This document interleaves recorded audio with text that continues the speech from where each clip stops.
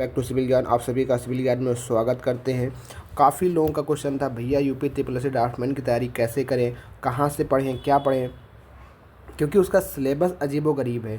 Computer और UP GK तो एक बार तो समझ में आता है, कोई बुक ले लेंगे, कहीं यूट्यूब से पढ़ लेंगे तो काम हो जाएगा।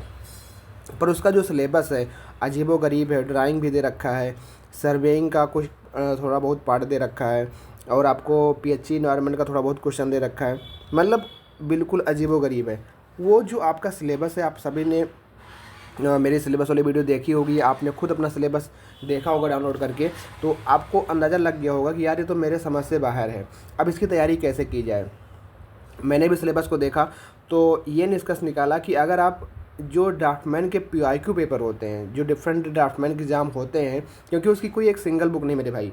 अगर आप सोचो कि मैं कोई उसकी एक सिंगल बुक बता दूं कि आप उस सिंगल बुक को ले लो और उसको पढ़ लो तो आपका सिलेबस कंप्लीट हो जाएगा।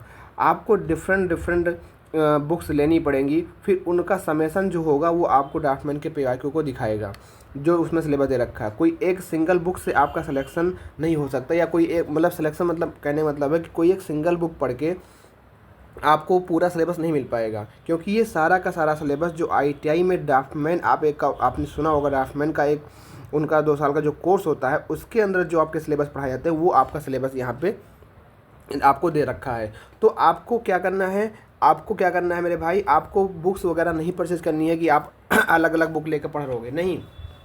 अगर आपका कोई दोस्त, कोई भाई बंधु आईटीआई कर रहा हो तो आप एक बार ज़रा देखिएगा, उसको भेजिएगा कि भैया ये बताओ ये सिलेबस है या नहीं है आपके सिलेबस में। तो आपको पूरा कंफर्म हो जाएगा कि वो बताएगा हाँ मेरे भाई ये जो आप कह रहे हो ये पूरा सिलेबस हमारी बुक्स के अंदर है। तो अगर कोई आईटीआई का दीनबंधु आपके साथ में हो तो आप उससे थोड़ा बहुत सहायता ले सकते हो कैसे क्या करना है। बाकी मैं जो आप लोगों के लिए करने वाला हूँ, मैं आपको प्रैक्टिस सेट करवाऊंगा। जैसा आप सभी का रिस्पांस रहेगा ये प्रैक्टिस सेट चलेगा आपके एग्ज़ाम तक। आपको बस इसके अंदर जुड़े रहना है। इसके अंदर होगा क्या कि जितने भी डिफरेंट एग्ज़ाम हुए हैं, जितने भी आज तक ड्राफ्टमैन के पेपर कोई भी हुए हैं, उन पेपरों का मैं सेट यहाँ पे सॉल्व कराऊंगा। कम से कम डेली आपको 30 एमसीक्यू तो मिले ही, ये मेरा टारगेट रहने वाला है। तो बस आप सभी को करना क्या है, आप सभी को बस अपना सपोर्ट बनाए रखना है। सपोर्ट मतलब इस वीडियो को ज़्यादा से ज़्यादा शेयर करना है। प्रैक्टिस सेट 01 का जैसा आप सभी का रिस्पांस रहेगा वैसे ही प्रैक्टिस सेट 02 अपलोड किया जाएगा। कम से कम भैया मेरे कल तक जब ये वीडियो दूसरी यहाँ पे अपलोड हो तो उसके ऊपर 100 व्यूज़ जाने चाहिए। 100 व्यूज़ से ऊपर रहेंगे तभी मज़ा आने वाला है। तो आप सभी का टारगेट क्या रहेगा कि इस वीडियो के अंदर 100 व्यूज़ और कम से कम 15 से 20 लाइक, कम से कम 20 लाइक होने चाहिए। 100 व्यूज अगर आपका रहेगा तो आपको नेक्स्ट वीडियो सेट 02 देखने को मिलेगा। तो ये आपका टारगेट होना चाहिए, क्योंकि भाई बहुत ही इंपॉर्टेंट समय आप सभी के लिए निकाल कर ये वीडियो बनाई जा रही है। और काफ़ी लोग जो मेरे दोस्त इसमें ऑलरेडी जो 2022 का पेट ड्राफ्टमैन निकाल चुके हैं उनसे मैंने बात किया और उनके द्वारा क्वेश्चन बनाया जा रहा है और वो क्वेश्चन हमको भेज रहे हैं। तो आप सभी को बस सॉल्यूशन हमारे द्वारा दिया जा रहा है। बाकी क्वेश्चन का जो निचोड़ है वो जो ऑलरेडी ड्राफ्टमैन में हैं या कार्यरत हैं या इस बेसिस पे काम कर रहे हैं उन्हीं के द्वारा क्वेश्चन डिज़ाइन किया गया है। और ये डिज़ाइन मतलब जो है जो प्रीवियस ईयर आए हैं उन्हीं में से छाँट के, ऐसा नहीं है। तो उन्हीं में से जो प्रीवियस ईयर में जितने भी आपके ड्राफ्टमैन कहीं ना कहीं एग्जाम हुए हैं तो वो सारे को आपको यहाँ पे सॉल्यूशन कराया जा रहा है। तो ये आपके यूपी ट्रिपल ड्राफ्टमैन के लिए काफ़ी कारगर साबित होगा। प्रैक्टिस सेट 01 है, आपको देखना है। इसकी जो पीडीएफ होगी आपको हमारे टेलीग्राम चैनल सिविल ज्ञान लिमिटेड पे मिल जाएगी। तो आप पीडीएफ भी टेलीग्राम भी ज्वाइन कर सकते हो, वहाँ आपको पीडीएफ मिल जाएगी। तो चलो आज की वीडियो हम लोग शुरू करते हैं बिना किसी देरी की पहले क्वेश्चन की तरफ। ये आज का जो पेपर हमने उठाया है जेके ट्रिपल ड्राफ्टमैन का पेपर है, जिसके अंतर्गत पहला क्वेश्चन आपको मिला है सीपीयू। अब यहाँ पे देखो कंप्यूटर का भी क्वेश्चन आपको देखने को, क्योंकि आपके एग्जाम में कंप्यूटर भी आएगा, यूपी जीके भी आएगा, तो कंप्यूटर के क्वेश्चन देखने को मिलेंगे और आपको यहाँ पे जो टेक्निकल वाला पार्ट है वो क्वेश्चन देखने को मिलेगा। ठीक है, तो पहला क्वेश्चन आपको यहाँ पे सीपीयू का फुल फॉर्म क्या होता है। सेंट्रल प्रोसेस, ये तो नॉर्मल सा क्वेश्चन सबको पता होगा कि भैया इसका तो फुल फॉर्म होता है सेंट्रल प्रोसेसिंग यूनिट। ऑप्शन 4 यहाँ पे आपको हो जाएगा राइट आंसर।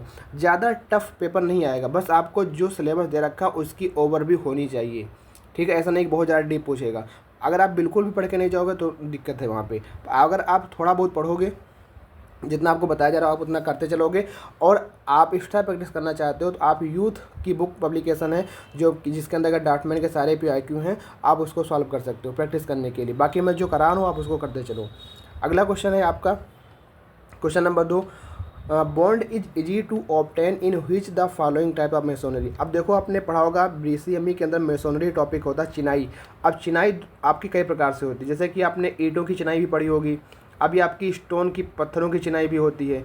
तो अब किस प्रकार की चिनाई में आसानी से बॉन्ड मिल जाता है? बॉन्ड मतलब जानते हो ना, जैसे कि आपने ब्रिक देखा होगा, आपके पास ये ब्रिक होती है, ठीक है।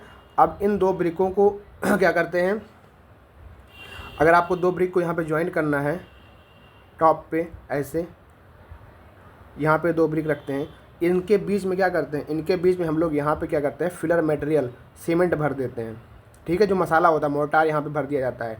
और आपने देखा होगा कभी गौर से, तो इसके जो टॉप फेस होता है यहाँ पे फ्रॉग बना होता है, और इसी फ्रॉग के अंदर जो है आपका मसाला जो मोर्टार होता है, इसी के अंदर आपको जो है फिल कर दिया जाता है। और जब दूसरी ब्रिक को अगर हमको बॉन्ड बनाना होता है, तो हम लोग जब इसके ऊपर दूसरी ब्रिक रखते हैं, तो जो ब्रिक का जो फ्रॉग वाला पार्ट होता है वो तो ऊपर हो जाएगा, पर जो प्लेन वाला पार्ट होता है उसके नीचे हो जाता है। तो ये दोनों के बीच में क्या होती है, यहाँ पे बॉन्डिंग बन जाती है। तो आपकी जो ब्रिक मेसोनरी होती है मेरे भाई, उसके अंदर जो बॉन्ड होता है वो आसानी से मिल जाता है, रदर देन स्टोन मेसोनरी के। स्टोन मेसोनरी में उतना अच्छा हमें बॉन्ड देखने को नहीं मिलता है, न रबल में न स्लर में। स्टोन मेसोनरी के सब पार्ट होते हैं, रबल मेसोनरी और स्लर मेसोनरी। अभी आगे जैसे आप बढ़ोगे आपको फर्दर इसके बारे में मालूम पड़ेगी, पर मैं यहाँ पे बता दूँ आपका जो फ्रॉक का साइज़ होता है, हाँ लिख लीजिए, फ्रॉक का साइज़ 10x4x1 सेंटीमीटर, या कहीं कहीं आपको 2 सेंटीमीटर देखने को मिलता है। क्वेश्चन भी आपसे पूछा सकता है कि ये फ्रॉक का काम क्या होता है। तो जो फ्रॉक का काम होता है मेरे भाई, वो आपका बॉन्ड के लिए होता है, पहली बात। दूसरी बात, जो निर्माता होता है, जो ब्रिक का उत्पादन करने वाला होता है, वो भी अपना नाम यहाँ पे लिखवा देता है। आपने देखा होगा कहीं कहीं लिखा रहता है SWF, या ब्रिक का नाम लिखा होता है, जो भी कंपनी का नाम होता है, उत्पादन का नाम होता है, वो यहाँ पे लिखा होता है। तो क्वेश्चन भी आपसे पूछा गया है कि किस प्रकार की मेसोनरी में हमको बॉन्ड इजीली से मिल जाता है, तो आपका होता है ब्रिक मेसोनरी, ठीक है। पहला क्वेश्चन आपका आंसर ये हो जाएगा। आगे बढ़ते हैं। अब यहाँ पे कुछ चीज़ें हैं, जैसे कि अगला क्वेश्चन है। अब यहाँ पे देखो ड्राइंग का क्वेश्चन आपको देखने को मिलेगा। तो यहाँ पे लाइन से हमने क्वेश्चन उठाया है। लाइन का क्वेश्चन आपका है कि a line that is not parallel, मतलब एक ऐसी लाइन जो पैरेलल नहीं है एनी प्लेन, किसी भी प्लेन के, प्लेन ऑफ प्रोजेक्शन के, उसको हम लोग कहते हैं, कौन सा सरफेस कहते हैं, कर्व्ड सरफेस, ऑब्लिक सरफेस, कि आपका हिडन सरफेस, की कर्व सरफेस। तो the line that is not parallel to any plane of projection, किसी भी प्लेन ऑफ प्रोजेक्शन के वो पैरेलल नहीं है, तो वो हमारा होता है क्या, ऑब्लिक सरफेस होता है, ठीक है। ऑप्शन नंबर 2 आपको कहता है ऑब्लिक सरफेस यहाँ पे रहने वाला है। अगला क्वेश्चन आपका है, in the preparation of clay for manufacturing of good brick what is the height of heap of clay. आपने सुना होगा कि जब भी हम लोग जो हमारी ब्रिक्स होती हैं, ब्रिक्स का हम लोग निर्माण करते हैं या उत्पादन करते हैं, तो उसमें कई सारे प्रोसेस होते हैं। जैसे कि सबसे पहले हमारे पास जो फील्ड होगी, उस फील्ड में 10 से 15 सेंटीमीटर की सॉइल को हम लोग क्या करते हैं, डिग करके बाहर निकाल देते हैं, क्योंकि ऊपर के जो होते हैं ऑर्गेनिक मटेरियल, जो भी आपके इनऑर्गेनिक मतलब इनऑर्गेनिक जो मटेरियल होते हैं, घास फूस झाड़ फूक जो होती है, वो हमारे ब्रिक में अगर चली जाएंगे तो उससे हमारा क्या होगा, ब्रिक की स्ट्रेंथ का लॉस होगा। तो हम लोग वहाँ के सॉइल को निकाल देते हैं, उसको हम लोग अनसॉइलिंग भी, आपने सुना होगा अनसॉइलिंग होता है। फिर आपने सुना होगा डिगिंग एक प्रोसेस होती है जो हम लोग खोदने को कहते हैं। क्लीनिंग होता है, क्लीनिंग में क्या होता है, जो भी ऐसे अनर्गल पदार्थ होते हैं उसको हम लोग निकाल देते हैं। वेदरिंग, कुछ समय के लिए मिट्टी को क्या करते हैं, खोदने के बाद एटमॉस्फेयर कंटेंट में रखते हैं ताकि वो अच्छे से वेदरिंग हो जाए।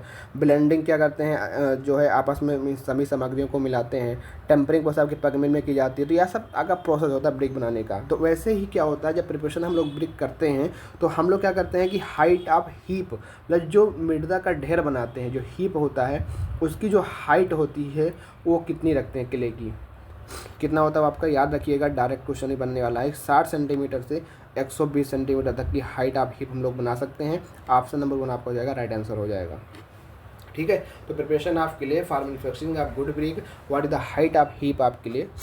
तो ये सारी चीज़ें आपको याद रखनी है, पहला क्वेश्चन। बाकी मैंने आपको बता दिया कि unsoiling, digging, cleaning, weathering, blending, tempering. Tempering process कहाँ पे होती है, आपकी पग मिल के अंदर आपकी प्रोसेस होती है, जिसको हम लोग पगिंग भी के नाम से जानते हैं। अगला क्वेश्चन आपका है, when the magnetic needle point north direction the reading under the prism. When the magnetic needle point north direction, देखो मेरे भाई, ये आपका चाहे सर्वेयर कंपास पकड़ लो, चाहे आपका मैग्नेटिक जो होता है आपका प्रिज्मेटिक कंपास पकड़ लो, तो इसमें होता क्या है कि आपकी मैग्नेटिक नीडल होती है। बस ध्यान रखना, सर्वेयर कंपास में जो भी आपकी नीडल होती है वो कुछ इस तरीके से होती है, ऐसे नुकीली, ऐसे बीच में यहाँ पे बेड बना होगा, ठीक है। और सर्वेयर कंपास में जो इसकी नीडल होती है वो एक इंडेक्स के तरीके से काम करती है। यहाँ पे आपको जो नीडल मिलेगी कुछ इस तरीके से रहेगी, चपटी तरीके से ऐसे रहेगी, ठीक है।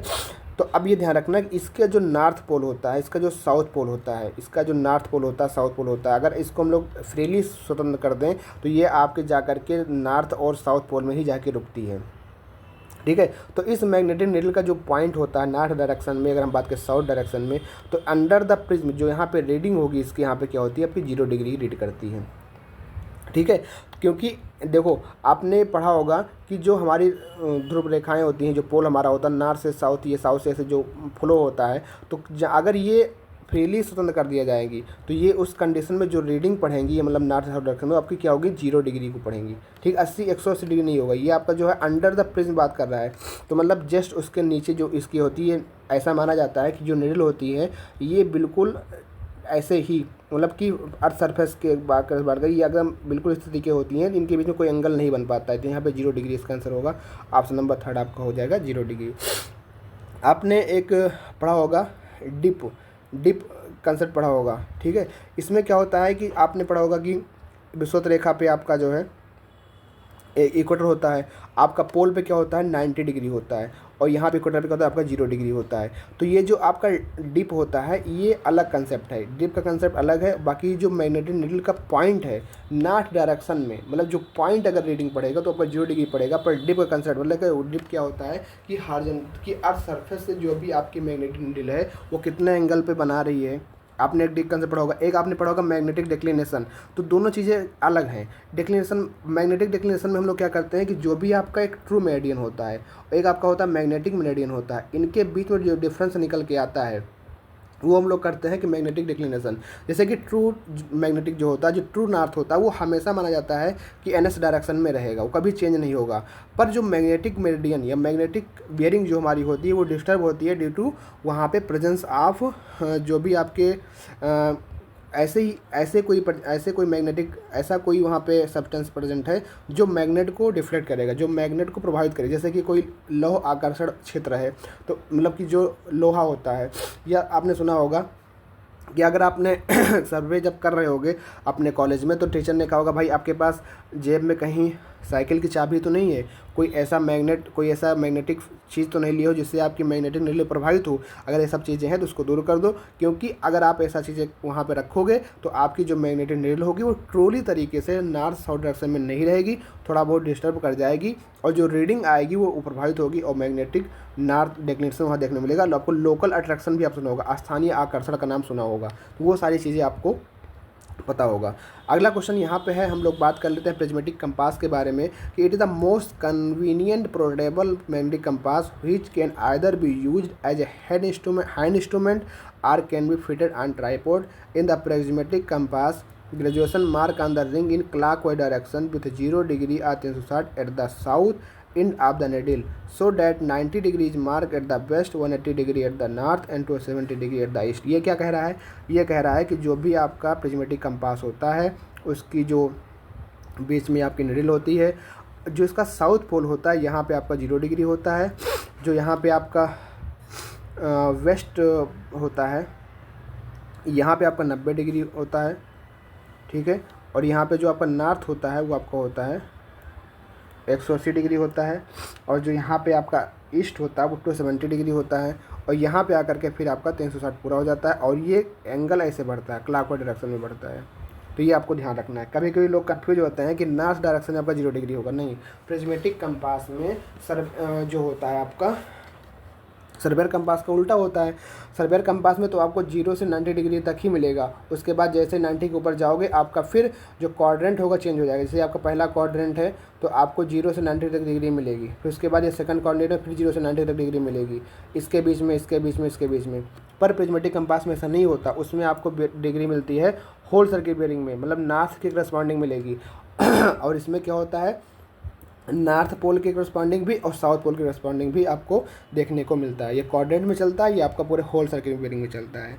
तो यही क्वेश्चन आपको क्वेश्चन पूछता है कभी कभी साउथ पोल पे प्रिज्मेटिक कंपास के अंदर जो साउथ पोल होता है वहाँ पे कितने एंगल बना होता है, 0 डिग्री होता है कि 180 होता है। तो लोग क्या करते हैं 180 मार देते हैं, क्योंकि उनको लगता है कि 90 पे 0 होगा, उसके बाद यहाँ 90 बढ़ेगा, फिर यहाँ 180। नहीं, ये साउथ पोल पे आपको 0 डिग्री होता है। अच्छा, रीडिंग आप लोग कुछ भैया फिर रीडिंग कैसे लेंगे? तो यहाँ पे प्रिज्मेटिक कंपास में एक ऐसा प्रिज्म व्यवस्था होती है जिसके द्वारा आपको रीडिंग पढ़ने में आसानी होती है। ठीक है। The greatest advantage of the prismatic compass is that both sighting and object well or reading the circle can be done simultaneously without changing the position of the eye. अच्छा, प्रिज्मेटिक कंपास में क्या होता है कि अगर आपने prismatic compass के अंदर ऐसा होता है कि आप एक ही बार में रीडिंग ही पढ़ रहे होगे और आपकी जो साइटिंग प्रोसेस होती है दोनों साइमल्टेनियसली एक साथ हो जाती है। कैसे भैया? कि जैसे मान लो यहाँ पे आपका कोई ये आपका कोई ऑब्जेक्ट स्थित है, यहाँ पे अपना प्रिज्मेटिक कंपास आपने रखा, तो यहाँ पे आपका एक आई बेन होता है, यहाँ पे आपका एक ऑब्जेक्ट बेन होता है। ऑब्जेक्ट बेन में आपका एक क्रॉस जो है एक हेयर लगा होता है, उसके जस्ट सीध में हमको क्या करना होता है, ये अपनी लाइन को यहाँ से गुजारना होता है या इमेजिनरी लाइन को हमको देखना होता है। तो अब हम इसी आई से, यहाँ हमारी आई होती है प्रेजेंट, इसी आई से हम लोग क्या करते हैं, इसी ऑब्जेक्ट को देख भी रहे होते हैं। ठीक है। और यहाँ पे जो यहाँ पे रीडिंग होती है उस रीडिंग को इस प्रिज्मेटिक कंपास में लगे यहाँ प्रिज्म के द्वारा हम लोग रीडिंग पढ़ भी लेते हैं। तो क्वेश्चन पूछता है कि कौन सा ऐसा कंपास है जिसके अंदर रीडिंग एंड साइटिंग दोनों बोथ साइमल्टेनियसली हो सकता है। तो यह आपका प्रिज्मेटिक कंपास होता है, उसी के अंदर ऐसी खासियत है कि वो आपका दोनों कर लेता है। अगर हम बात करें सर्वेयर कंपास की, सर्वेयर कंपास में अगर आप ऑब्जेक्ट को देखना होता है तो सबसे पहले हम लोग एक बार तो क्या करते हैं, इसको साइड करते हैं, उसके बाद ठीक है, उसके बाद हमको यहाँ से घूम के आके देखना पड़ता है इस ग्लास के ऊपर से कि भाई रीडिंग कितनी पढ़ रहा है। तो ये दोनों काम अलग अलग होता है, पर आपका प्रिज्मेटिक कंपास में ऐसा नहीं होता। सर्वेयर कंपास में आपका ऐसा होता है कि आपको रीडिंग एक बार आपको देखनी पड़ेगी, फिर एक बार आपको साइटिंग देखनी पड़ेगी, और रीडिंग पढ़ने के लिए आपको ग्लास के ऊपर से झाँकना पड़ेगा। यहाँ पे कोई ऐसा प्रिज्म सिस्टम नहीं होता है कि आप रीडिंग को पढ़ सकें। ठीक है। तो ये क्वेश्चन आपको ध्यान रखना है। अगला क्वेश्चन है, guniting is a mixture of following ingredient. आप सभी को बताओ गुनाइटिंग होता क्या है। गुनाइटिंग एक प्रोसेस होती है जिसके द्वारा आपके जो होल होते हैं, जो आपके फ्रैक्चर हो चुके होते हैं, जो आपकी मरम्मत होती है, वो आपको एक शॉर्ट गन के तरीके से होती है, और उसमें मोटार को भर करके उसके अंदर पूरे प्रेशर फुल्ली प्रेशराइज के तरीके से उसके अंदर उसको भेजा जाता है जहाँ पे हमारा क्रैक जनरेट हुआ होता है। तो गुनाइटिंग प्रोसेस में जो हमारा सीमेंट मोटार होता है, जो हम लोग मोटार यूज करते हैं, उसका रेशियो क्या होता है, तो याद रखिएगा इसको 1:3 का ये आपका होता है, जिसके अंदर 1 पार्ट आपका सीमेंट होता है और 3 पार्ट आपका सैंड मिक्स होता है। दोनों को मिला करके एक गन के अंदर होता है, उसको फिल करके उसको जहाँ पे हमारा क्रैक हुआ रहता है, जहाँ हमारी दरारें होती हैं, उसके अंदर हम लोग उसको फिल करते हैं पूरी फोर्सफुली तरीके से। तो इसको याद रखना, 1:3 आपका सैंड मिक्स होता है। ऑप्शन नंबर 1 आपका हो जाएगा राइट आंसर। अगला क्वेश्चन है, यहाँ पहले पढ़ लेते हैं गुनाइटिंग के बारे में कि सीमेंट मोटार जो आपका होता है 1:3 को लेकर के and is shot on the clean surface with the help of cement gun under pressure. Cement gun होती है जिसके अंदर फिल करके 2 to 3 किलोग्राम पर मीटर स्क्वायर के प्रेशर से अप्लाई करते हैं। It can be use over pipes, system etcetera for resisting water pressure की जगहों पर हम लोग इसका यूज करते हैं। अगला क्वेश्चन है, in plane tabling the instrument use to measure vertical and horizontal distance directly is known as. Plane tabling, देखो प्लेन टेबल जैसे कि आपने पढ़ा होगा प्रिज्मेटिक कंपास, सर्वेयर कंपास, ऐसे ही आपका प्लेन टेबल होता है। इसके अंदर आपका एक इंस्ट्रूमेंट यूज़ किया जाता है जो कि आपका वर्टिकल एंड हॉरिजॉन्टल डिस्टेंस को डायरेक्टली मेजर कर सकता है। तो प्लेन टेबल से क्वेश्चन आपका पूछता है कि प्लेन टेबल एक ऐसा कौन सा सर्वे है जिसमें बहुत ही ऑफिशियल काम बहुत ही कम होता है। तो ये आपका जो प्लेन टेबल होता है इसमें लेस ऑफिशियल वर्क होता है, क्योंकि इसमें जितना भी ऑफिशियल वर्क होता है वो हमारे फील्ड में ही हो जाता है। लगभग फील्ड में सारा काम हमारा इसमें हो जाता है। अगर आप यहाँ देखोगे तो इसके अंदर एक होता है प्लेन एलिडेड, एक होता है टेलीस्कोपिक एलिडेड। तो प्लेन एलिडेड का काम क्या होता है कि ये आपका प्लेन सरफेस पे काम करता है, पर यहाँ पे अंडुलेशन एरिया आ गया, थोड़ा बहुत आपका साइड नीचे ऊपर करना पड़ा, तो वहाँ पे हमारा यूज होता है टेलीस्कोपिक एलिडेड, जो कि आपको वर्टिकल एंड हॉरिजॉन्टल डिस्टेंस को डायरेक्टली मेजर कर सकता है। तो यहाँ पे ऑप्शन नंबर डी हो जाएगा राइट आंसर। यहाँ पे क्वेश्चन पूछता है कि एलिडेड में कौन सा एक ऐसा सिरा है जिसके तहत हम लोग डिस्टेंस को नापते हैं, मतलब जो हम लोग मेजर करते हैं, तो इसको हम लोग कहते हैं फिड्यूशियल एज। आपने पढ़ा होगा फिड्यूशियल एज के बारे में, क्वेश्चन बनता है कि फिड्यूशियल एज क्या होता है। तो फिड्यूशियल एज ऐसा चीज़ होता है, मतलब कुछ होता नहीं, वो आपकी एक बेबल्ड करके ऐसे बना दिया था, वहाँ पे स्केल लगी होती है। जैसे कि मान लो आपने सपोज यहाँ से ग्राउंड के अंदर आपने जो है 100 मीटर को नापा, तो आपको 1 सेंटीमीटर बराबर आपने मान लिया कि 100 मीटर, तो अब आपको 1 सेंटीमीटर अगर आपने चार्ट पेपर पर खींच देंगे तो वो आप ग्राउंड का दिखाएगा 100 मीटर। तो यहाँ पे जो फिड्यूशियल एज की सहायता से हम लोग ऐसा काम करते हैं। तो इस क्वेश्चन में पूछा गया है कि कौन सा ऐसा इंस्ट्रूमेंट आप लोग प्लेन टेबल में यूज करते हो जो कि आपकी वर्टिकल और आपकी साथ साथ हॉरिजॉन्टल दोनों डिस्टेंस को डायरेक्टली मेजर कर सकता है। तो वो आपका होता है टेलीस्कोपिक एलिडेड। ऑप्शन नंबर 4 आपका हो जाएगा यहाँ पे राइट आंसर। आगे बढ़ते हैं, यहाँ पे टेलीस्कोप के बारे में कुछ बातें हैं, उसको जान लेते हैं। ये आपका जो है आजकल तो भैया फिगर का ज़माना है, अगर ऐसा फिगर दे देगा कि ये भैया बताओ कि जो आपका फिगर है ये कौन सा इंस्ट्रूमेंट है, तो याद रखना ये भैया आपका है टेलीस्कोपिक। जो मैं आपको बता रहा हूँ ये वाला सिरा, जो ये आपका ये सिरा है, देखो इसमें स्केल बनी हुई ना, इसी को हम लोग कहते हैं फिड्यूशियल एज। ठीक है, अब यहाँ पे फोकसिंग स्क्रू होता है, ये आपकी टेलीस्कोप होती है। अब अगर आपका कोई ऑब्जेक्ट ऐसा है, कोई आपका ऐसा है जो आपका कहीं ग्राउंड की सरफेस के नीचे स्थित है या कहीं अप स्थित है, तो वहाँ भी अब इसी की मदद से हम लोग क्या करते हैं, घुमा करके उसको साइड कर सकते हैं। अभी तक क्या था कि हमारे पास प्लेन था, तो केवल जो हॉरिजॉन्टल डिस्टेंस में हम लोग माप सकते थे, पर आपका इसकी मदद से हम लोग ग्राउंड लेवल के नीचे, ग्राउंड लेवल के ऊपर अगर कोई भी ऑब्जेक्ट है, अगर उसको हमको देखना है तो हम लोग इसकी मदद से सहायता से कर सकते हैं। The given instrument is a telescopic elided which is used for sighting in plane table survey. It is also used to measure vertical and horizontal distance को डायरेक्टली मेजर कर सकता है। अब यहाँ पे आपको देखो मैंने जो बताया, फिड्यूशियल एज होती है लाइन को ड्रा करने के लिए along the sighted direction, bubble होता है लेवल को चेक करने के लिए, लेवलिंग स्क्रू होता है एडजस्ट करने के लिए लेवल ऑफ एलिडेड को, आई पीस होता है जो कि फोकसिंग में काम आता है, आई पीस आपका टू साइड द ऑब्जेक्ट को देखने के लिए काम आता है, फोकसिंग स्क्रू यहाँ भी होता है। तो सारी चीज़ें आपको इसके बारे में मालूम पड़ गई, बस आपको फिगर जरूर ध्यान रखना है। अगर फिगर बना के दे दिया कि आपको बताइए कौन सा है, ऐसे आपको ऑप्शन दे देगा कि टेकोमीटर है, प्लेन एलिडेड है, क्लाइनोमीटर है, क्या है, तो आपको बता देना है कि भैया टेलीस्कोपिक एलिडेड आपका रहने वाला है। अगला क्वेश्चन आपका है, नेक्स्ट क्वेश्चन, क्वेश्चन नंबर 10 आपका है, lime terracing is provided with how much slope drain off rain water from roof to gutter. आपने देखा होगा कि अगर आपकी जो छत होती है उस छत में भी कुछ एक आपकी स्लोप दी जाती है, ताकि जो पानी छत का है एक साइड से होकर के और यहाँ पे जो बना होता है ड्रेन, इससे मतलब जो है प्रणाली से होकर के वो आकर के नीचे आ जाए और आपके गटर में चला जाए। तो ये जो लाइम टेरेसिंग का स्लोप होता है वो कितना दिया जाता है, तो याद रखिएगा 160 to 100। ऑप्शन नंबर फर्स्ट आपका हो जाएगा राइट आंसर। यहाँ पे थोड़ा बहुत जान लेते हैं कि इस तरीके से कुछ होता है। ये आपकी लाइम कंक्रीट टेरेसिंग है, यहाँ पे इसके जो स्लोप दी गई है इस तरीके से कि पानी अगर बारिश हो, बारिश होने के बाद जो पानी हो एक तरफ आकर के निकल जाए बाहर की ओर, तो 1/60 to 1/100 आपका रहने वाला है। तो lime terracing is provided with little slope usually 1/60 to 1/100 to drain off rain water rapidly and easily, पानी जो आपका निकल जाएगा। आपने कोपिंग के बारे में पढ़ा होगा, ये आपकी पैरापेट वाल होती है, छत के ऊपर जो आपका स्लोप होती है ये आपकी है ये। अगला क्वेश्चन आपका है, कंप्यूटर का क्वेश्चन है आपका, which of the following command is use for closing the active window. कोई आपने कंप्यूटर आप यूज करते होगे तो आपकी कोई एक्टिव विंडो है, अगर आप चाहते हो कि वो आपकी क्लोज हो जाए, क्लोजिंग करने के लिए कौन सी आपकी विंडो यूज की जाएगी, तो याद रखना Alt+F4। अभी तो बीच बीच में कंप्यूटर आ रहा है, किसी दिन हम लोग कंप्यूटर स्पेशल क्वेश्चन कर लेंगे, चले 4 क्वेश्चन बीच बीच में यूपी डिपार्टमेंट के लिए, तो अभी हमारा हो जाएगा।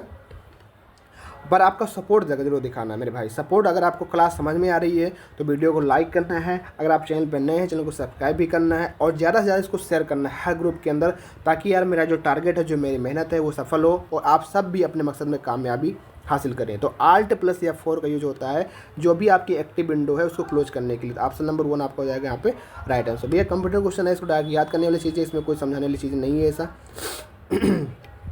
व्हिच ऑफ द, अब देखो एक आपने पढ़ा होगा कि उसके अंदर आप एक सेफ्टी क्वेश्चन भी है, मतलब प्रिकॉशन है सेफ्टी, तो उसमें सेफ्टी वाला क्वेश्चन जो आपका है मैंने उठाया है, which of the following is an example आप पर्सनल सेफ्टी, जो पर्सनल सेफ्टी अपने जो खुद की सुरक्षा से संबंधित, इसमें कौन सा ऐसा एग्जांपल है जो अपने खुद के संबंध, खुद से मतलब सेल्फ की, जो आप सेल्फ करते हैं अपने लिए, सेल्फ की जो रक्षा है उससे संबंधित है। पहला है डोंट टच और handle any equipment oblique machine unless authorise to do so. किसी भी मतलब जो इक्विपमेंट है, कोई भी जो आपकी मशीनरी है, उसको आपको हैंडल को बिना मतलब टच नहीं करना है। Know everything about the machine before you start, मतलब जब तक आप किसी मशीन के बारे में अच्छे से नहीं जानते हो आपको स्टार्ट नहीं करना चाहिए। Do not attempt operating the machine until you know how to operate, जब तक आप किसी के बारे में ना जानो कि मशीन कैसे ऑपरेट होती है उसको तक हमें हाथ नहीं लगाना चाहिए। Wear safety shoes or boot or belt, तो ये मेरे भाई जो चौथा ऑप्शन है वो आपकी पर्सनल सेफ्टी से संबंधित, ये आपकी सेफ्टी तो है भाई। जब किसी चीज़ के बारे में आप मान लो किसी आप फैक्ट्री में गए, इंडस्ट्री में गए, आप किसी को आपको पता नहीं है मशीन कैसे काम करती है, कहाँ से ऑपरेट होती है, आपने चला दिया बिना जाने पूछे, तो आप दिक्कत हो सकती है। पर वो सारी चीज़ें तो अलग बात है, पर अपनी पर्सनल सेफ्टी, अगर आप किसी इंडस्ट्री में जा रहे हो, किसी फैक्ट्री में जा रहे हो, तो आपको बढ़िया सेफ्टी शूज़ पहने होने चाहिए, आपके बूट अच्छे होने चाहिए, बेल्ट आपके होने चाहिए लगाए हो। तो ये सब आपकी पर्सनल सेफ्टी से संबंधित है। ऑप्शन नंबर 4 आपका हो जाएगा यहाँ पे राइट आंसर। अब यहाँ कुछ चीज़ें हैं पर्सनल सेफ्टी से, चीज़ें मैंने लगाया था, शायद वो आ नहीं पाई हैं, चलिए कोई बात नहीं, उसको बाद में डिस्कस करेंगे। पर हाँ, पर्सनल सेफ्टी के इंपॉर्टेंट क्वेश्चन आपको हम 20 से 25 क्वेश्चन आपको इंपॉर्टेंट सेफ्टी क्वेश्चन करा देंगे, तो आपकी थोड़ा बहुत आपको एक आइडिया लग जाएगा कि हाँ पर्सनल सेफ्टी से क्या क्या चीज़ें बन सकती हैं। अगला क्वेश्चन है, ये आपका हाईवे क्वेश्चन है। Second 20 year development plan conference was held in which city. आपने सुना होगा कि हाईवे के अंदर जो ट्रांसपोर्टेशन आप लोग पढ़ते हो, तो वहाँ पे आप एक आप नाम सुना होगा कि नागपुर रोड प्लान होता है, एक आपका होता है बॉम्बे रोड प्लान, एक आपका होता है लखनऊ रोड प्लान। तो सबसे पहले जो आपका आया था वो आपका नागपुर रोड प्लान आया था, ठीक है। इसके अंदर सड़कों को 5 भागों में बांटा गया था, national highway, state highway, MDR, ODR and village road, ठीक है। और यहाँ पे नागपुर रोड प्लान जो था 1943 में आया था और 1963 में ये चलना था, पर ये 2 साल पहले ही कंप्लीट हो गया था 1961 के अंतर्गत, ठीक है। बॉम्बे रोड प्लान आपका सेकंड रोड प्लान था, जिसके अंतर्गत टारगेट जो हमारा रखा गया था कि 32 किलोमीटर पर 100 किलोमीटर स्क्वायर में अपनी सड़क बनाई जाएगी। तो ये जो आपका था Bombay road plan, option number 4 आपका हो जाएगा यहाँ पे राइट आंसर। थर्ड आपका था लखनऊ रोड प्लान, जो कि आपका 1981 से लेकर के 2001 तक चला था, और ये 1961 से 1981 तक चला था। 20 साल का ये प्लान रहने वाला था। जैसे जैसे अभी आप आगे पढ़ते जाओगे, हमारा प्रैक्टिस सेट सॉल्व करते जाओगे, तो आपको काफ़ी नॉलेज हो जाएगी, आपको बहुत सारा ओवरव्यू यहाँ से मिल जाएगा। ऐसा नहीं है कि आपको बस क्वेश्चन कराया जाएगा, क्वेश्चन से संबंधित जितनी जानकारी हमारे पास होगी वो आप सभी को प्रोवाइड कराई जाएगी मेरे भाई। तो आपको बस चैनल को सब्सक्राइब करना है और ज़्यादा से ज़्यादा लोगों पर इसको शेयर करना है। अगला क्वेश्चन है weakest bond in the brick masonry. अब देखो, मैंने आपको बताया कि शुरुआत का क्वेश्चन मैंने बताया कि जो ब्रिक मेसोनरी होती है, तो ब्रिक मेसोनरी के अंदर आपने मतलब मैंने आपको बताया था कि मेसोनरी होती है, उस मेसोनरी में हमने बताया था कि एक आपकी ब्रिक मेसोनरी होती है, एक आपकी स्टोन मेसोनरी होती है। तो सबसे अच्छा जो बॉन्ड बन पाता है वो आपके ब्रिक मेसोनरी में बन पाता है, ठीक है। पर इसके अंदर भी आपको कई जगहों पर जो है वो आपको स्ट्रेंथ से संबंधित, पर इसके अंदर भी आपको कई जगहों पर बॉन्ड से संबंधित कुछ प्रॉब्लम देखने को मिल सकती है। तो यहाँ पे आपको एक फ्लेमिश बॉन्ड दिया है, एक इंग्लिश बॉन्ड दिया है, एक डबल इंग्लिश बॉन्ड दिया है, एक डबल फ्लेमिश बॉन्ड दिया है। तो सबसे पहले आपको जानना पड़ेगा कि इंग्लिश बॉन्ड क्या होता है, फ्लेमिश बॉन्ड क्या होता है, तब आप समझ पाओगे कि डबल इंग्लिश बॉन्ड क्या होता है, डबल फ्लेमिश बॉन्ड क्या होता है। तो सबसे पहले हम समझ आते हैं आपको English bond.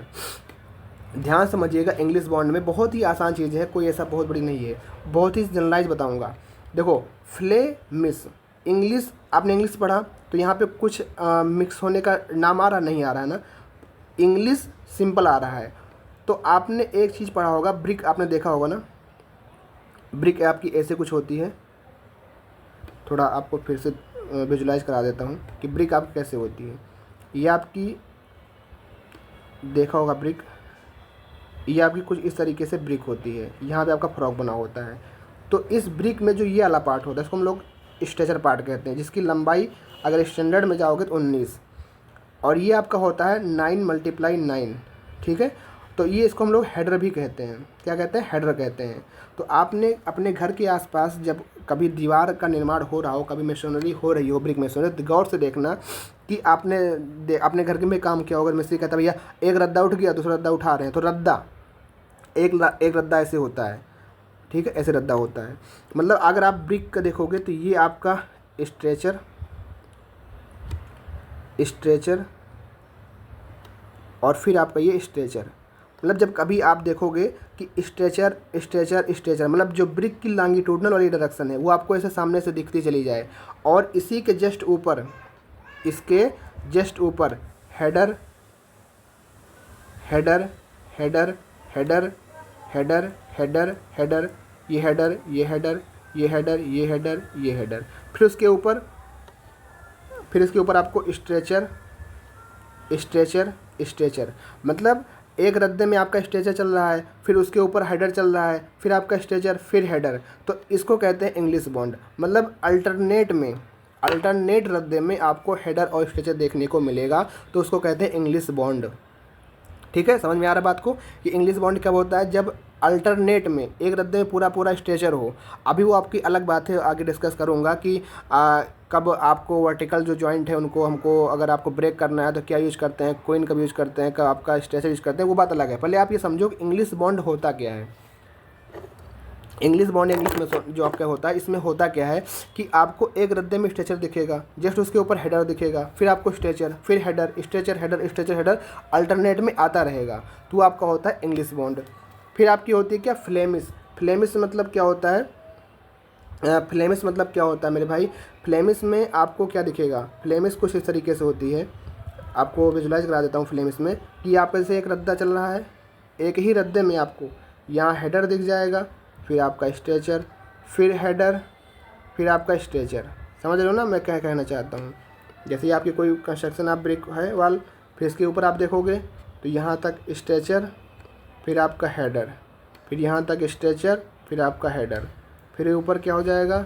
Header, stretcher, header, stretcher, इस तरीके से। मतलब एक ही रद्दे में आपको स्ट्रेचर भी देखने को मिलेगा, हेडर भी देखने को मिलेगा, स्ट्रेचर देखने को मिलेगा, हेडर देखने को मिलेगा। तो फ्लेमिश, क्या नाम इसका?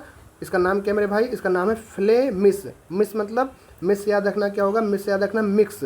फ्लेमिश मिक्स है, एक ही रद्दे में मिक्स है, एक ही रद्दे में हेडर भी आ रहा है, एक ही रद्दे में स्ट्रेचर भी आ रहा है। जब एक ही रद्दे में हेडर और स्ट्रेचर दोनों आ रहा है तो उसी को कहते हैं फ्लेमिश, और जब अल्टरनेट में आता तो उसी को कहते हैं इंग्लिश। तो वीकेस्ट बॉन्ड जो मेरे भाई होता है वो आपका फ्लेमिश बॉन्ड जो होता है वो वीकेस्ट बॉन्ड में आता है। बस आप क्लास आगे आगे करते रहोगे तो आपको सारी चीज़ें कवर हो जाएंगी। बस ये भी याद रखना कि फ्लेमिश जो होता है वो आपका वीकेस्ट बॉन्ड में आता है, और जो इंग्लिश होता है वो आपका जो होता है वो स्ट्रॉन्गेस्ट बॉन्ड में आता है। और फ्लेमिश के अंदर क्या होता है? एक ही रद्दे में स्ट्रेचर हेडर दोनों देखने को मिलता है, और इंग्लिश में क्या होता है? अल्टरनेट में देखने को मिलता है। अगली क्लास में जो अगला हमारा टॉपिक होगा उसमें हम लोग इसको डिस्कस करेंगे, इंग्लिश बॉन्ड और फ्लेमिश बॉन्ड के बारे में और भी अच्छे डिटेल से। तो इस क्वेश्चन में ये जो आया मैंने आपको बता दिया कि ये क्या इंग्लिश होता है, क्या आपका फ्लेमिश होता है। ऑप्शन नंबर 1 आपको हो जाएगा राइट आंसर। अब यहाँ देख लीजिए, single Flemish bond, double Flemish bond. The facing elevation is a Flemish bond but the backing and hearting are of English bond. ये अब सिंगल, आपने सुना होगा सिंगल फ्लेमिश बॉन्ड क्या होता है, डबल फ्लेमिश बॉन्ड क्या होता है, ठीक है।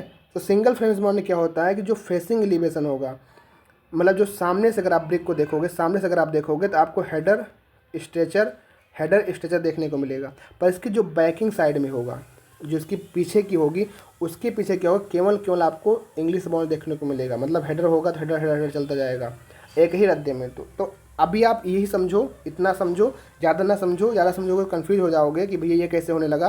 पर आप इतना समझो इंग्लिश फ्लेमिश को, आगे जो हमारा टॉपिक होगा, आगे जो हमारा क्लास होगी उसके अंदर हम लोग और डिटेल से इसको पढ़ लेंगे, ठीक है। आज के लिए इतना ही समझो बस। ये जो आपको मैंने नागपुर रोड प्लान के बारे में बताया था, बॉम्बे प्लान के बारे में बताया था, आपके पास यहाँ पे डिटेल है, आप इसको देख सकते हो एक बार कि आपका ये नागपुर है, ये आपका बॉम्बे है, ये आपका लखनऊ है। ये आपको 1943 से 1963 में चला था, 1981 में चला था, 1981 आपका 2001 में चला था। टोटल रोड लेंथ, ये डेंसिटी याद रखना कि डेंसिटी जो बनाने का रखा गया था 16 किलोमीटर रोड लेंथ बनाने की बात की गई थी पर 100 किलोमीटर स्क्वायर एरिया में। 32 किलोमीटर रोड लेंथ बनाने की बात की गई थी पर 100 किलोमीटर स्क्वायर एरिया में। यहाँ पे 84 किलोमीटर रोड लेंथ की बात की गई थी पर 100 किलोमीटर स्क्वायर एरिया में। पैटर्न क्या था इसका, स्टार और ग्रिड आपका पैटर्न था। यहाँ पे आपको स्क्वायर एनवलप पैटर्न आपको देखने को मिला था। अब यहाँ पर अगर हम बात करें तो यहाँ पे डेवलपमेंट अलाउंस को 15% दिया गया था नागपुर में, और डेवलपमेंट अलाउंस बॉम्बे में दिया गया था 5%। यहाँ पे कोई डेवलपमेंट अलाउंस नहीं दिया गया था। और नागपुर के अंदर कोई भी किसी प्रकार की एक्सप्रेस वे चलाने की बात नहीं की गई थी, कोई इस बारे में बात नहीं हुई थी। पर आपके बॉम्बे में 1600 किलोमीटर एक्सप्रेस वे भी कंसिडर किया गया था, और आपका लखनऊ में 2000 किलोमीटर एक्सप्रेस वे की कंसिडर किया गया था। तो इतनी जानकारी आपको पता होनी चाहिए, ठीक है। ज़्यादा तो नहीं हो रहा है, ज़्यादा हो जाएगा फिर दिक्कत है। थोड़ा थोड़ा हम लोग करते हैं और थोड़ी थोड़ी जानकारी आपको प्रोवाइड कराते हैं। अगला क्वेश्चन है आपका, cylinder and bushing and as an object in projection have how many views. आपने देखा होगा सिलेंडर होता है, एक आपका बुश होता है, तो इसके कितने प्रकार के प्रोजेक्शन हो सकते हैं, ठीक है। तो आप देखिए यहाँ पे फिगर मेरे पास है, शायद फिगर है या नहीं है, फिगर मैं लेके आया था, फिगर शायद से नहीं आ पाई है। तो मेरे भाई फिगर नहीं आ पाई है, तो आप अभी के लिए इतना जानो कि जो भी आपका ये सिलेंडर और बुशिंग होता है, उस ऑब्जेक्ट के जो प्रोजेक्शन हो सकते हैं वो आपके दो तरीके से बनते हैं, ठीक है। दो पोजीशन, दो आपके व्यूज यहाँ पे बनते हैं। तो ऑप्शन नंबर 3 आपको हो जाएगा, यहाँ पे राइट आंसर रहने वाला है। द करंट हाईवे डेवलपमेंट जो वर्क हो रहा है वो किसके अंडरटेकन में आता है आपका, current highway development work in India.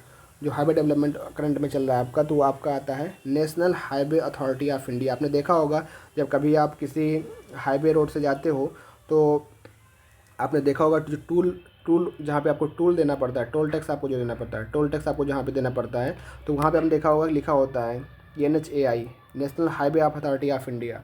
उसी के अंडरटेकन में आज का जो हाईवे डेवलपमेंट हो रहा है वो आपका चल रहा है। तो इस बात को आपको ध्यान रखना है, ठीक है। तो इस क्वेश्चन का जो आंसर हो जाएगा आपका ऑप्शन नंबर 3 हो जाएगा। नेक्स्ट क्वेश्चन आपको बढ़ते हैं। क्वेश्चन 15 आपका है कि which factor are improved in drawing lettering. कौन सा फैक्टर है जो कि ड्राइंग लेटरिंग को इम्प्रूव करता है। तो ये क्वेश्चन आपका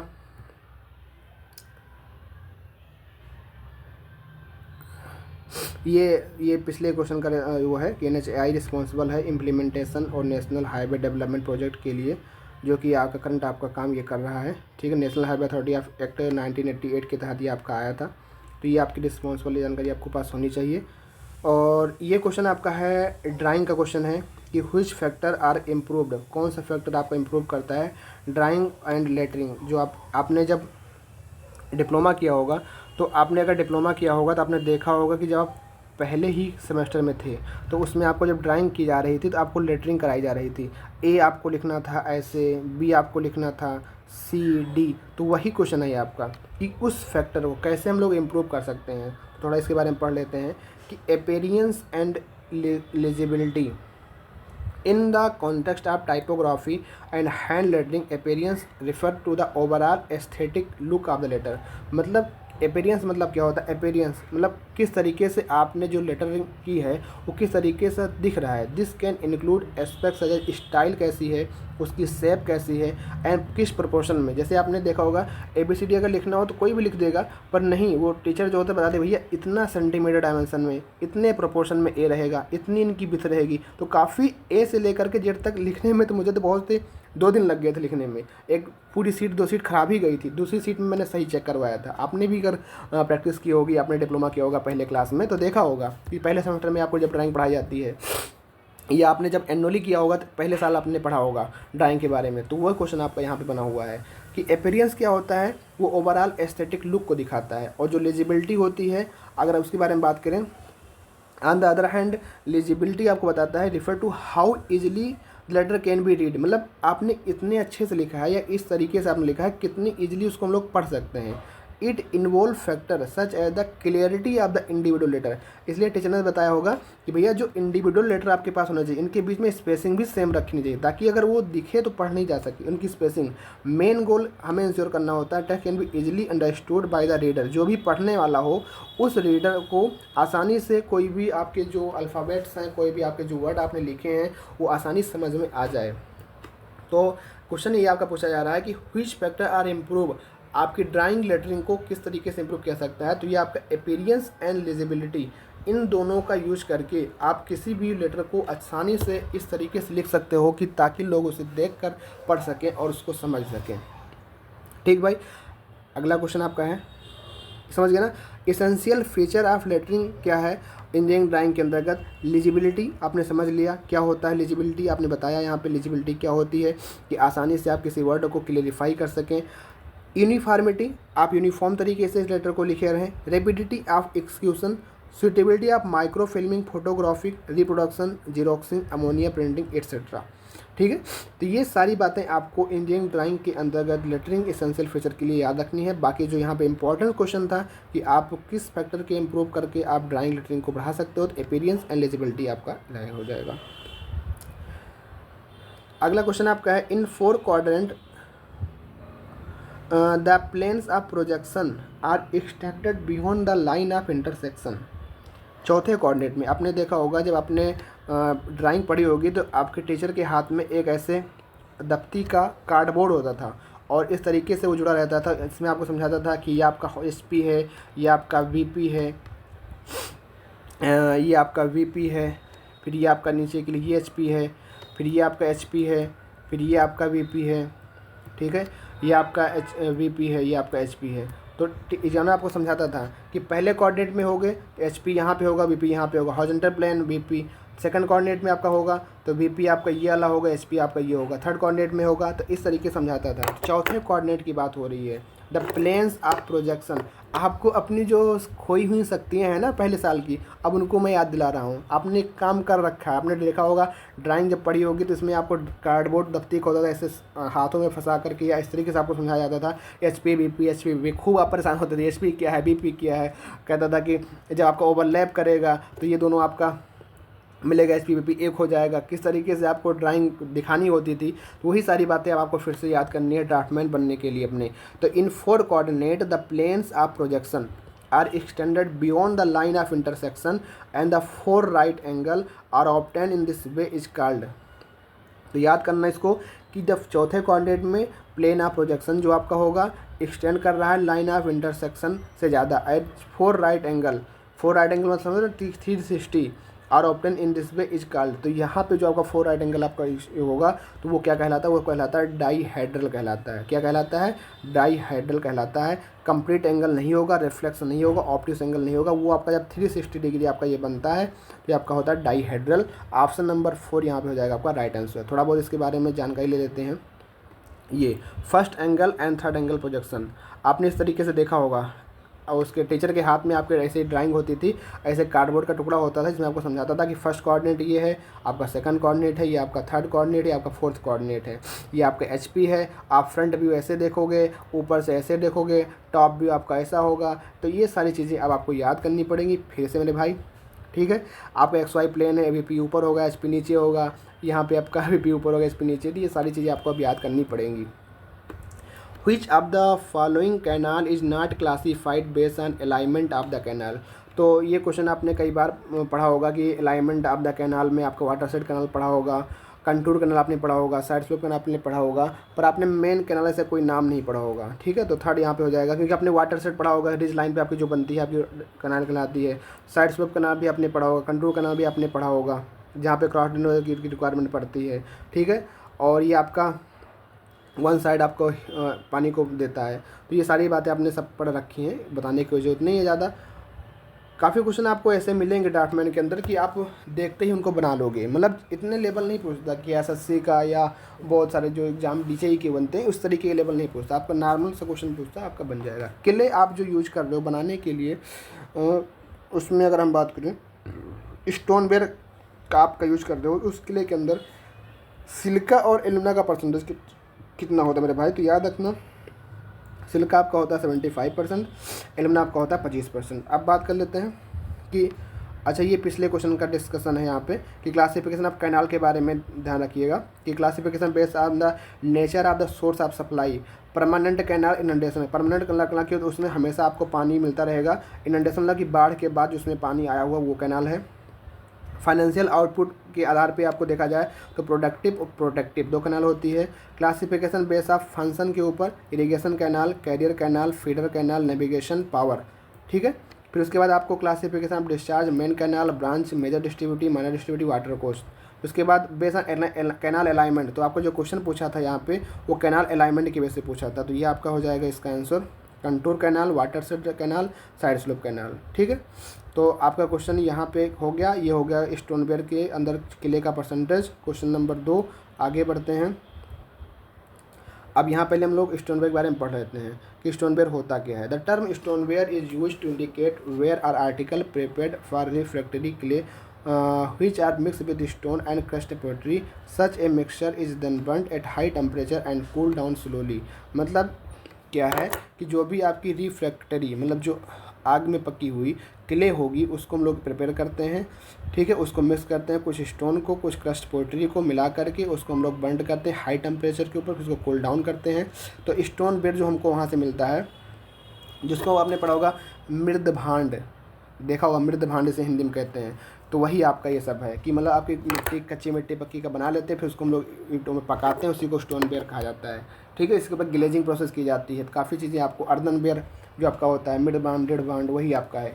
the stoneware is more compact and dense than earthenware. देखो ये अर्दनवेयर मतलब जो मृदा से बना हुआ है। अगर आपका कोई अर्दनवेयर है कि आपने क्या किया, सिंपली आपने क्ले पोट्री को उठाया और उठा करके बाद उसको एक कोई शेप दे दी, अब वो आपने धूप में सुखा लिया, उसकी स्ट्रेंथ, फिर आपने क्या किया, किसी मृद भांड को पकाया, पका करके उसको आग में जला दिया, आग में लगा दिया, तो आपकी वो स्ट्रेंथ ज़्यादा होगी। तो ये कह रहा है stoneware is more compact and dense than earthenware. When glaze the stoneware become impervious. मैंने आपको बताया ना ग्लेजिंग प्रोसेस होती है।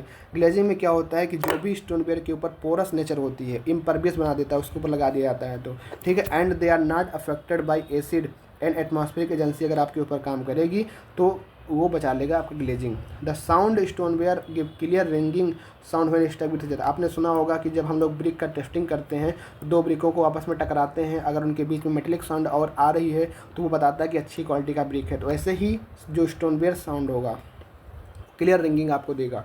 अगर आपको स्टक करोगे तो ज़्यादा तेज से मत करना, टूट जाएगा। Stoneware are strong, impervious, durable and assistant to corrosive fluid and they resemble fire brick, ठीक है। They are also use as jar to store chemicals के लिए आपका यूज होता है। इस बात को ध्यान रखना है आपने मेरे भाई। तो क्वेश्चन नंबर आपका ये भी हो जाता है क्लियर। स्टोनवेयर 21 आगे बढ़ते हैं। थोड़ा क्वेश्चन की इधर उधर हो गया है, उसके लिए आपको थोड़ा ध्यान रखना पड़ेगा।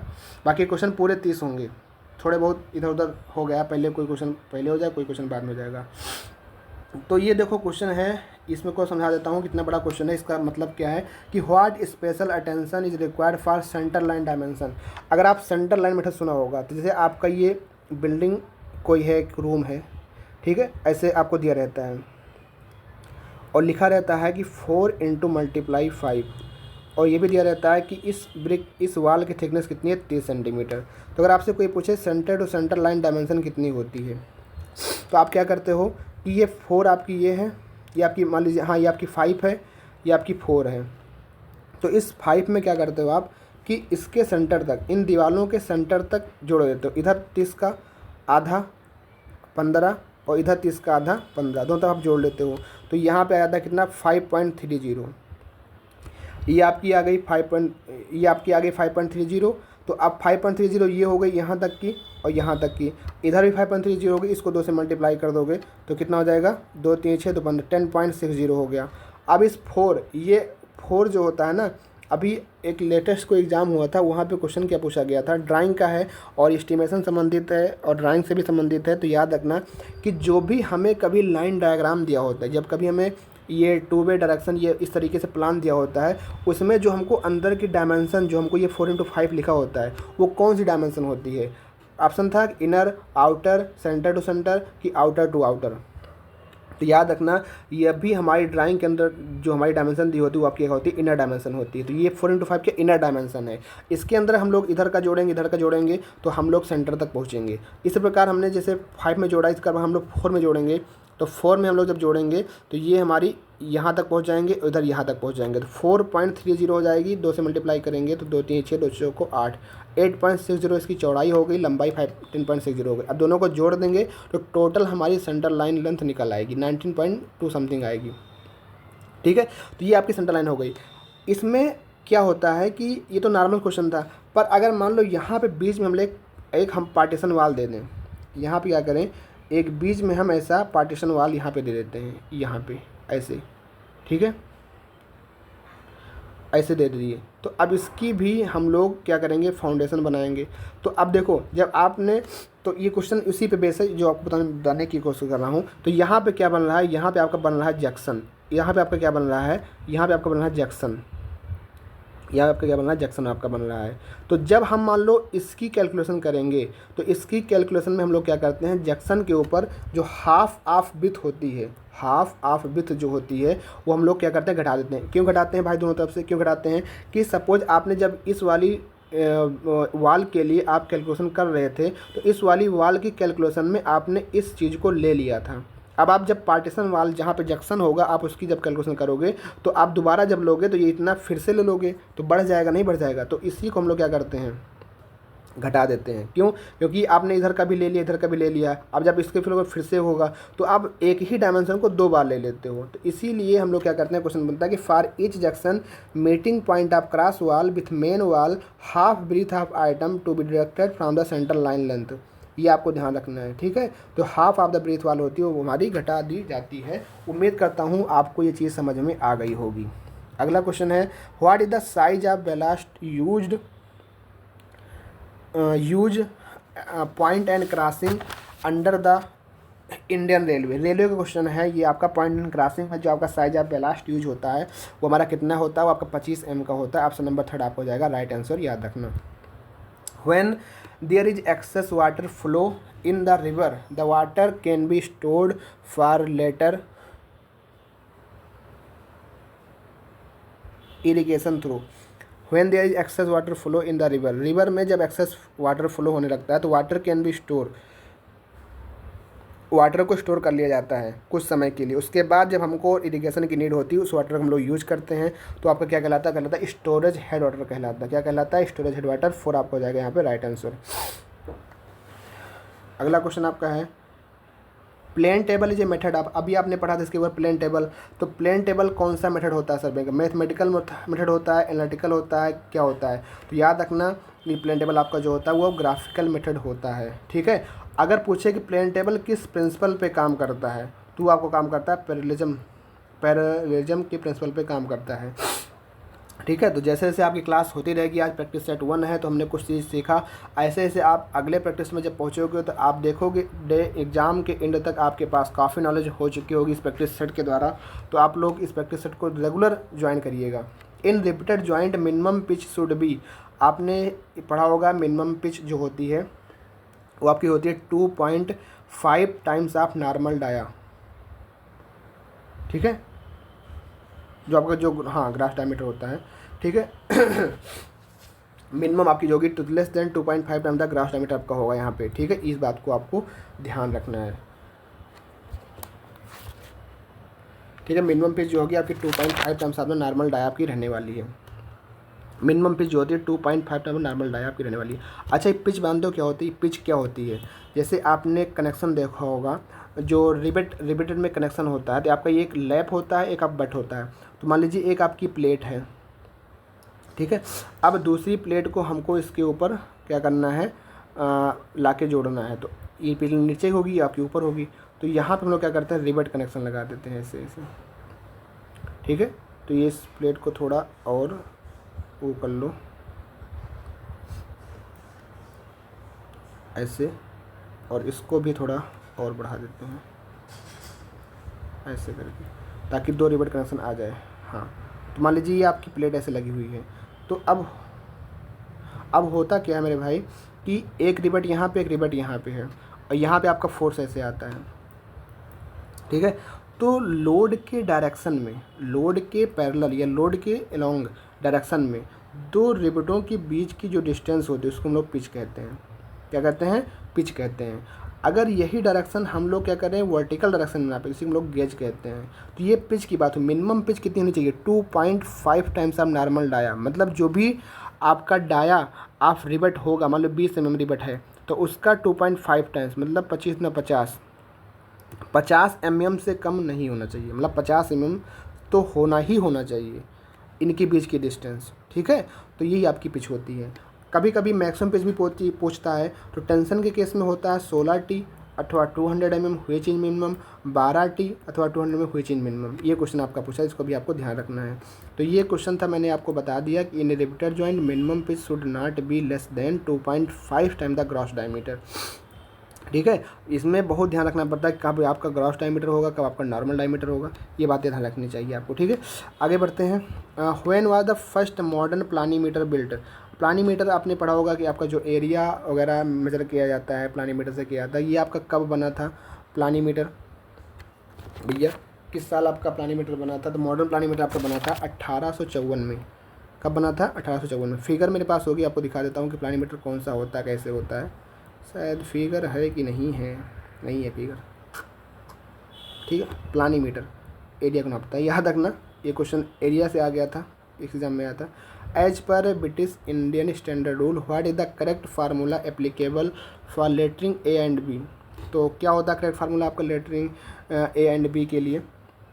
तो यहाँ पे जो फार्मूला आपको याद रखना है मेरे भाई, वो आपका होता है lettering A equal to D बराबर H/14 एंड बी के लिए होता है D बराबर H/10। तो याद रखना डायरेक्ट फार्मूला ही है इसके बारे में, ठीक है। The time period from the instant of from watering to the instant of the last watering of a given crop is called. तो क्या होता है आपका ये? तो आपने कई बार पढ़ा होगा, आपका बेस पीरियड होता है, एक आपका क्रॉप पीरियड होता है। बहुत ही ज़्यादा कन्फ्यूज लोगों को करता है। तो time period from the instant of first watering to the instant of the last watering, तो ये आपका क्या होता है? बेस पीरियड, ठीक है। अब ये फर्स्ट वाटरिंग का आप लोग करते हो, तो फर्स्ट वाटरिंग आप लोग कब करते हो? जैसे कि खेतों को हम लोग क्या करते हैं कि हमको खेतों को बनाना है, खेतों को सही बनाना है, उसको फर्टाइल करनी है, या हमको खेतों में काम करने के लिए काम करना है। तो मतलब जो पहली वाटरिंग होती है, फर्स्ट वाटरिंग जो हम लोग देते हैं, instant of first watering to instant of last watering for a given crop, हमारी बेस पीरियड कहलाती है। इस बात को आपको ध्यान रखना है। A simple way of achieving a 3D appearance using 2D drawing method is called. तो a simple way of achieving 3D appearance using 2D drawing method, इसको हम लोग क्या कहते हैं? इसको हम लोग कहते हैं आइसोमेट्रिक। क्या कहते हैं? Isometric. A simple way of achieving a 3D appearance using 2D drawing method. अगर 2D ड्राइंग मेथड का यूज करके आप 3D बना रहे हो तो उसको हम लोग कहते हैं आइसोमेट्रिक व्यू। 4 आपका हो जाएगा राइट आंसर। इसके बारे में भी हम लोग पढ़ सकते हैं। Crop coinciding mostly with the south western monsoon are called. तो साउथ वेस्टर्न मानसून के क्रॉसपॉन्डिंग जो आपकी क्रॉप होती है उसको हम लोग कहते हैं खरीफ क्रॉप, ठीक है। जो आपकी, इसको हम लोग समर क्रॉप भी कहते हैं, इसको हम लोग मानसून क्रॉप भी कहते हैं, ठीक है। जैसे ही मानसून शुरू होता है उसमें आपकी जिसकी जुताई बुताई होती है। रबी क्रॉप को हम लोग विंटर क्रॉप कहते हैं, ठीक है। जायद आपकी जो होती फसलें, जायद फसलें होती है जैसे खरबूजा, तरबूज, ये सब चीज़ें। अब देखो बेस पीरियड के बारे में यहाँ पढ़ लेते हैं। Time between first watering of a crop at the time of sowing to its last watering before the harvesting is called base और base period of the crop and usually expressed in days. Time that a crop take from the instant of its sowing to date of its harvest is called its period of growth or crop period. Base period of crop is slightly less than based period of a crop is slightly less than its crop period, but for all practical purpose दोनों को हम लोग equivalent मानते हैं। जो कि आपकी base period आपकी क्रॉप की होती है वो थोड़ा कम होती है क्रॉप पीरियड से, पर दोनों को हम लोग इक्विवेलेंट मानते हैं कि वह टाइम फर्स्ट वाटरिंग आपने क्रॉप को दिया at the time of sowing, जो आपने बुआई कर रहे थे उस समय आपने जो पानी दिया, उसके लास्ट वाटरिंग आपने फसल काटने से पहले जो आपने पानी दिया वो होता है, ठीक है। क्रॉप पीरियड क्या होती है? जिस पीरियड के दौरान आपका ग्रोथ करता है, पीरियड ग्रोथ कर रहा होता है, उस समय जो आपका पानी दिया जाता है वो आपका होता है क्रॉप पीरियड। तो बेस पीरियड थोड़ा कम होता है, क्रॉप पीरियड थोड़ा ज़्यादा होता है, पर एज्यूम करते हैं हम लोग दोनों को एक समान मान लेते हैं। तो ये आपका जो क्वेश्चन था, लगभग 30 क्वेश्चन मैंने आपको आज क्लास में डिस्कस किया है और काफ़ी वीडियो ये थोड़ा आइसोमेट्रिक के बारे में जान लेते हैं कि आइसोमेट्रिक प्रोजेक्शन किस तरीके से होता है। Isometric projection is a method or technically or visually representing 3D object into 2D is technical engineering drawing. मतलब जो 3D ऑब्जेक्ट को 2D में दिखाना उसी को हम लोग कहते हैं आइसोमेट्रिक। अभी क्वेश्चन था आपका square lamina is isometric projection जो अपीयर होता है रोम्बस बनता है। इसको भी याद रखना कि एक स्क्वायर को क्या किया उसको आइसोमेट्रिक में किया मतलब इस वाले को 30 डिग्री पे घुमा दिया, इस वाले को 30 डिग्री घुमा दिया, ऐसे बनाया तो ये आपका एक बन गया क्या, रोम्बस बन गया। तो क्वेश्चन आपसे पूछ सकता है कि यही क्वेश्चन आपका पूछ सकता है कि 3D से आपने 2D बनाया तो उसको हम लोग क्या कहते हैं, उसको हम लोग आइसोमेट्रिक व्यू के नाम से जानते हैं। और जो क्वेश्चन पूछ सकता है आपसे यहाँ पे कि जो आपका ये होता है स्क्वायर लेमिना उसका जो आइसोमेट्रिक प्रोजेक्शन होता है आप कैसा बनता है, आपका रोम्बस बनता है। तो आज की क्लास आपको कैसी लगी कमेंट बॉक्स में ज़रूर बताना है। और आई होप आप सभी लोग इस क्लास को रेगुलर अगर आप यूज़ करोगे तो काफ़ी आपको फ़ायदा होने वाला है। आज आपकी पहली क्लास से लगभग हमने 30 क्वेश्चन को डिस्कस किया है। आप सभी का रिस्पांस याद रखिएगा, कम से कम 100 व्यूज। कल हम जब दूसरी वीडियो यहाँ पे वीडियो 2 अपलोड करें उससे पहले हमारे इस चैनल पे 100 व्यूज हो जाने चाहिए। और कम से कम इस वीडियो पे उस होंगे कब, जब आप शेयर करोगे। आप शेयर नहीं करो, आप खुद देख लोगे, शेयर करोगे नहीं तो काफ़ी दिक्कत होगी। उसके बाद कम से कम 20 लाइक, ज़्यादा नहीं 20 लाइक, अगर आप 20 लोगों का भी लाइक आ गया तो समझ जाएंगे कि ये आपकी क्लास हेल्पफुल रहने वाली है। तो आज की वीडियो में बस इतना ही, मिलते हैं फिर नेक्स्ट वीडियो में। तब तक के लिए थैंक यू। जय हिंद, जय भारत।